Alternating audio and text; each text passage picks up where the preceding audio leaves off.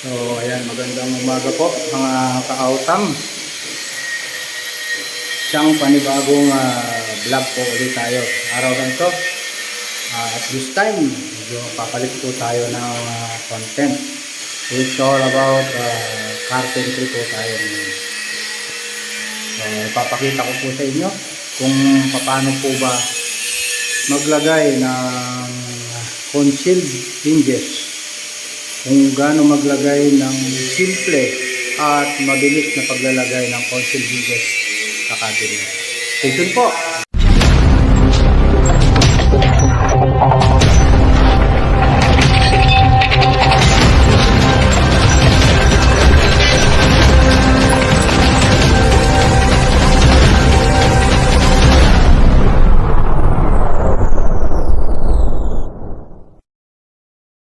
So ayan nga po mga ka-autam, gawa na po natin yung cabinet.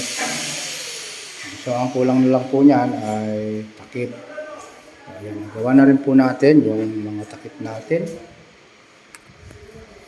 So ang ipapakita ko po sa inyo kung paano ilagay ng tama, ng simple at mabilis na paglalagay ng concealed hinges. Ayan. So ito po yung ating mga tools na gagamitin. So need natin itong mabilis na drill para sa pagbubutas. Kailangan mabilis yan. Tapos meron tayong rechargeable drill. So yan na rin ang ating magsisilbing screwdriver natin. Siyempre may eskwala, may lapis, may metro. Okay, stay tuned po kayo. Sa concealed hinges po ay tatlong klase po ang concealed hinges na ginagamit karamihan sa mga cabinet. Ano po? Merong number 1 which is full overlap na tinatawag. Kagaya po ng gagamitin natin ngayon. Ayan, number 1 po siya. At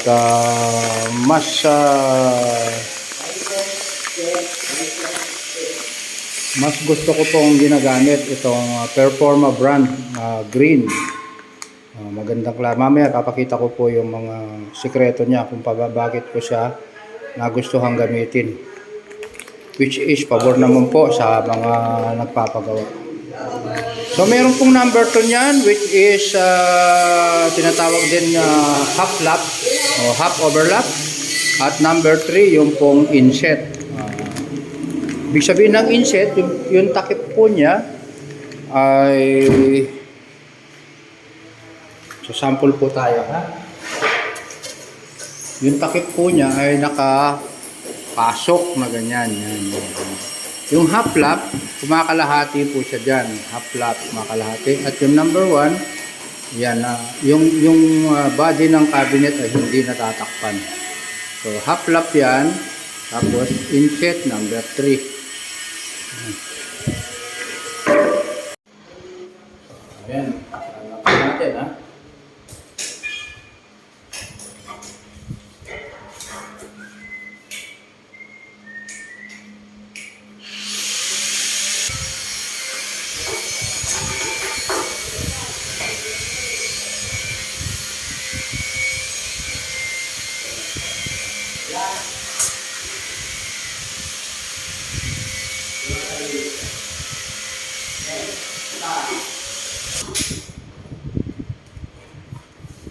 So hindi na po yan, basta sa edge po, yung sa gilid niya ay kailangan nakapagitan siya 5 mm. So ito may liston siya, 5 mm po ang kapal niyan. So magmula lang po dito yung magiging butas natin, papasok doon.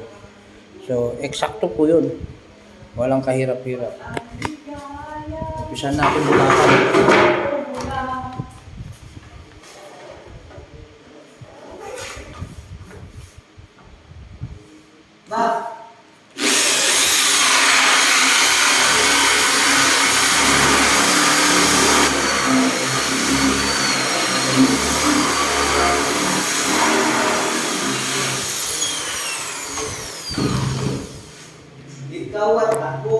Butas na tayo ng isa. Yan po. Distansya niya sa gilid. Bukat natin. Yan, sakto yan. So, ganyan lang po yung pinakasimpleng paglalagay ng concealed hinges. Wala nang masyado pang maraming Chevrolet ko. So yung adjustment ng ating concealed hinges, mamaya ipapaliwanag ko po sa inyo sa kabuuan ng ating video. So ituloy po natin yung pagbubutas mga kawasap.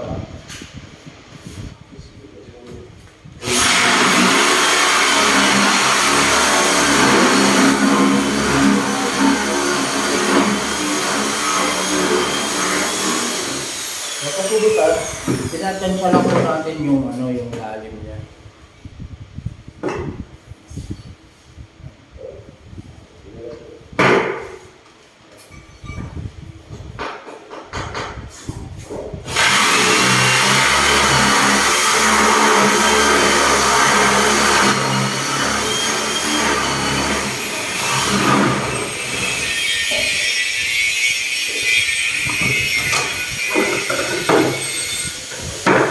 Ayan, nabutas na po natin yung tatlo. So, install na po natin yung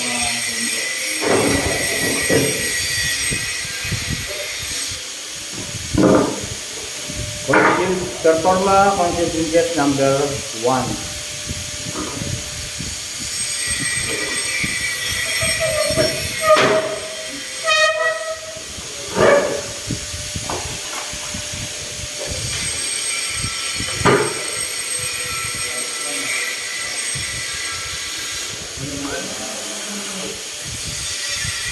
Napakasimple lang po. Wala lang masyadong maraming Chevrolet. Ito yung mahihirapan. Gayahin nyo lang po kung may gusto nyo. Sure. Makapag-DIY kayo.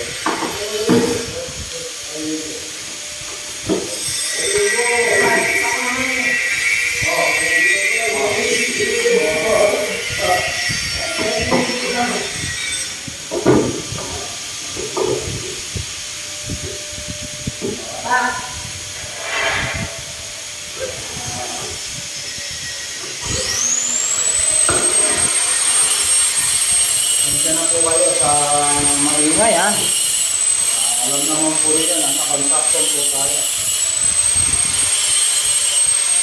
So,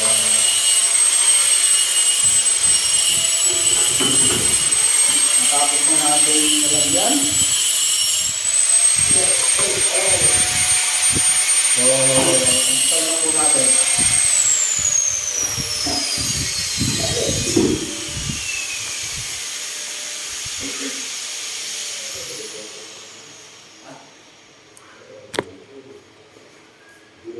So, magalaw yung ating camera.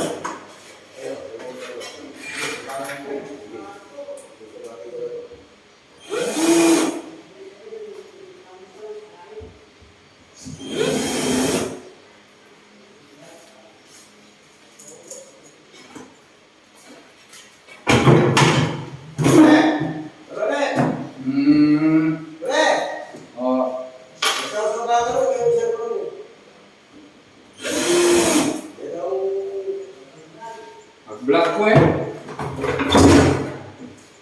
Pwede maka-black yung cellphone ko. Mag-black ko.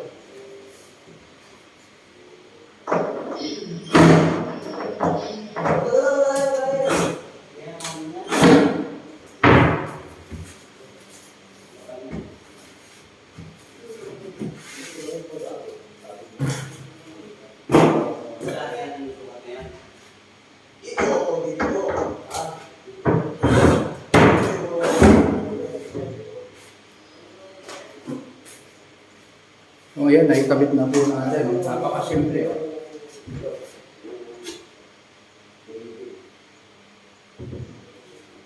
Napakita ko po sa inyo yung mga adjustment sinasabi ko. Ito po, ay niluluwagan yan pag lalabas mo pa ng konti yung pintuan.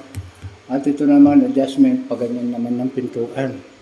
Kung yung space by niya ay maluwang, pwede mo i-adjust dito.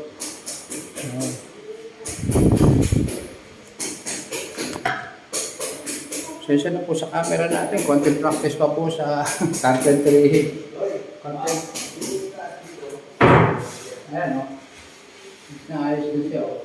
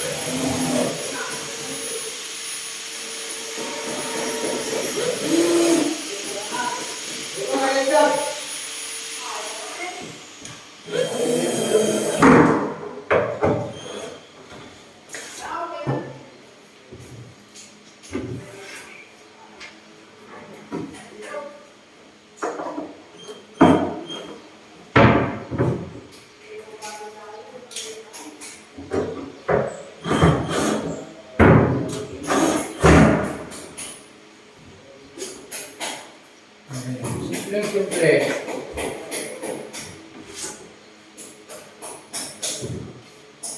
Ito naman yung kapares niya.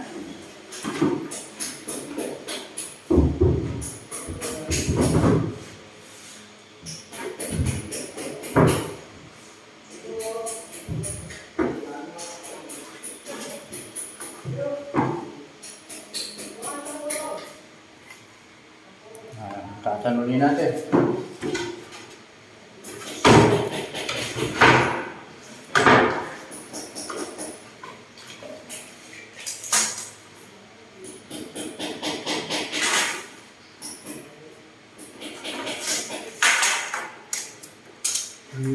Aha.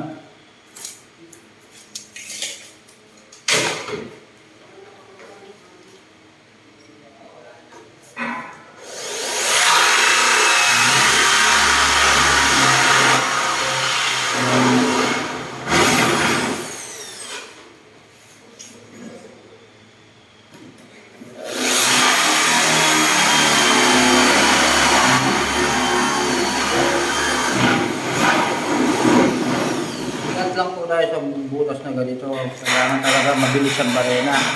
Kasi pag mabagal po ito, nawawala po ito sa lugar, tumatalon. So ingat lang po.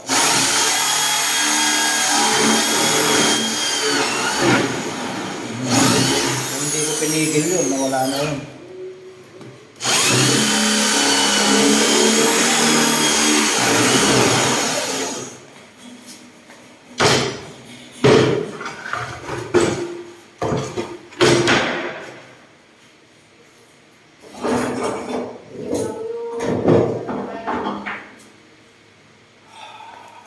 Lagyan ko po ng tatlo ito dahil medyo may kabigatan po yung takip. So, kailangan natin suportahan. Ilang tansa na lalim.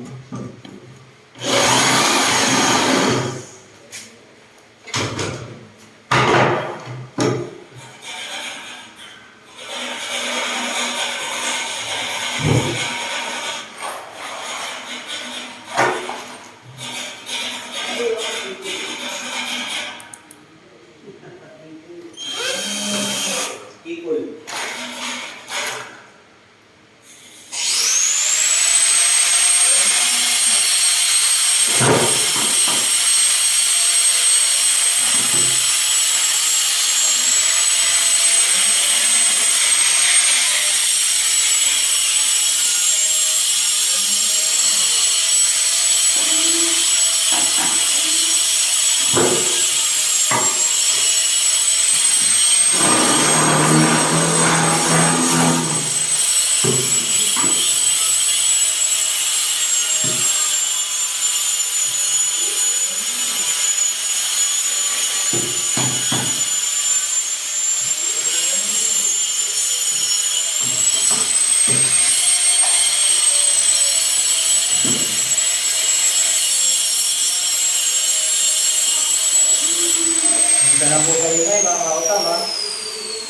Yung mga nakaraan po tayo magtatrabaho dito, gumagawa rin po sila.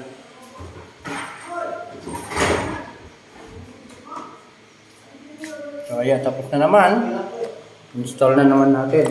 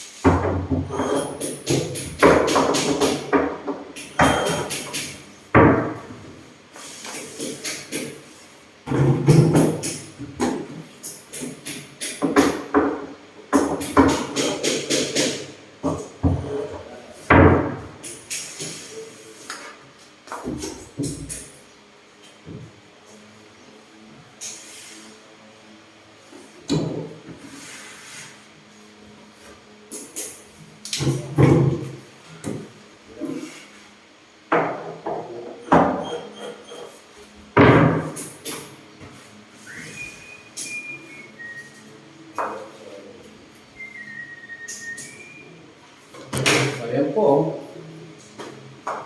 Petuin muna natin yung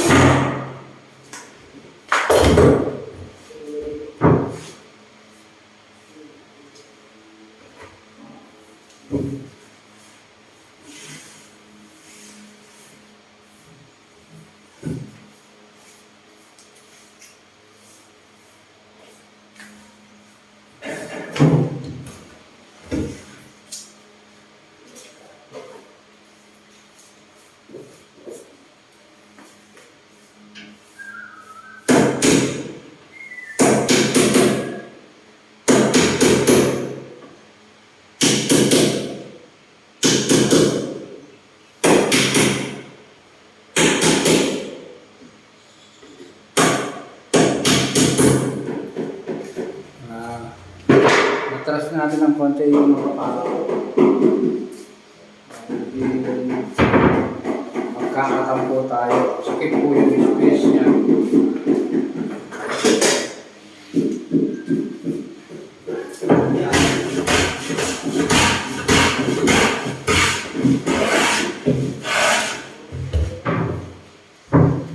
Yun.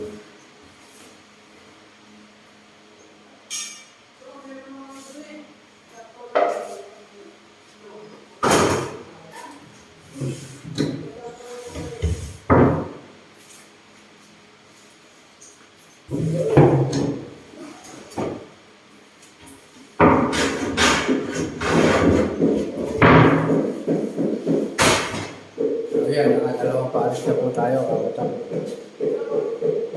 Okay na po yan.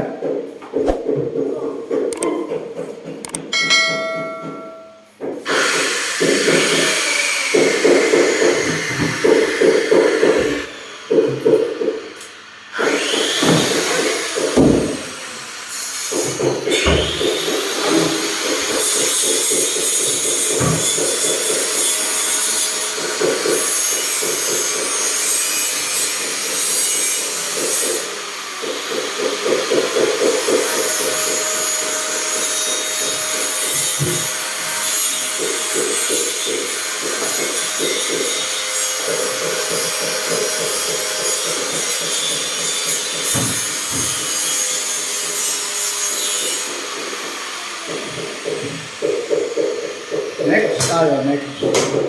So ayan nga po mga kautam. Nakikabit na po natin yung 4 na pintuan ng ating cabinet. So meron pa pong isang mahaba yan doon sa gilid. So yan naman po ang ating gagawin ulit.